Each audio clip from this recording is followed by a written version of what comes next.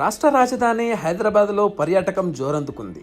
గత ప్రభుత్వ హయాంలో నిర్మించిన నూతన సచివాలయం, అమరవీరుల స్తూపంతో హుస్సేన్ సాగర్ చుట్టూ మరింత పర్యాటక శోభ సంతరించుకుంది.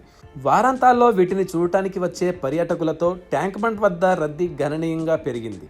వీరి రాకతో వీధి వ్యాపారులకు గిరాకీ బాగా పెరిగింది. ఇంత గిరాకీ ఉన్నప్పటికీ దుకాణదారులు లీజులు, అద్దెలు చెల్లించడం లేదు. గతంలో రాజకీయ పలుకుబడి, పైరవీలతో దుకాణాలు దక్కించుకున్నవారు ప్రస్తుతం అద్దెలు, లీజులు చెల్లించకుండా ముఖం చాటేస్తున్నారు. ప్రస్తుతం కొన్ని దుకాణాలకు సంబంధించి లీజుల గడువు ఇప్పటికే ముగిసినా కొత్త టెండర్లు ఆహ్వానించకుండా వారినే కొనసాగించడం పైన విమర్శలు వెల్లువెత్తుతున్నాయి. మరికొన్నింటిని నెలవారీ అద్దె ప్రతిపాదికన కొనసాగిస్తుంటారు.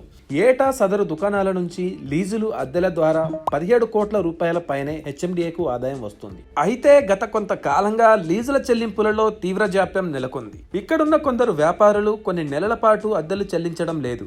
ఇంకొందరు వ్యక్తులు 4-5 వ్యాపారాలు నిర్వహిస్తూ ఒకదానికి చెల్లించి మిగతా వాటికి మొండి చేయి చూపిస్తున్నారు. కొన్ని సంస్థలు లీజుల గడువు ముగిసి 2-3 ఏళ్లు అవుతున్నా ఏదో కారణంతో లీజు పొడిగిస్తూ నెట్టుకు వస్తున్నారు. ఒకవైపు అసలు వ్యాపారమే లేదంటున్న వారు లీజుల గడువు ఎందుకు పెంచుకుంటున్నారనేది ప్రశ్నార్థకంగా మారింది. ఈ ప్రాంతాల్లో హోటళ్లు, రెస్టారెంట్లు, ఇతర వ్యాపార దుకాణాలు 80 వరకు ఉన్నాయి. వీటి నిర్వహణకు హెచ్ఎండిఏ టెండర్ల ద్వారా ఏడాది నుంచి 3 ఏళ్ల టైం పీరియడ్ లీజుకు అనుమతులు ఇస్తుంది. ఈ క్రమంలో అద్దెలు, లీజులు చెల్లింపులో ఆలస్యంతో పాటు ఎగవేతకు పాల్పడుతున్న 35 దుకాణాలకు వెంటనే బకాయిలు చెల్లించకపోతే అనుమతులు రద్దు చేస్తామని నోటీసులు పంపించింది. అయినప్పటికీ పలు సంస్థల నుండి స్పందన లేకపోవడంతో లీజు రద్దు దిశగా హెచ్ఎండిఏ అడుగులు వేస్తోంది.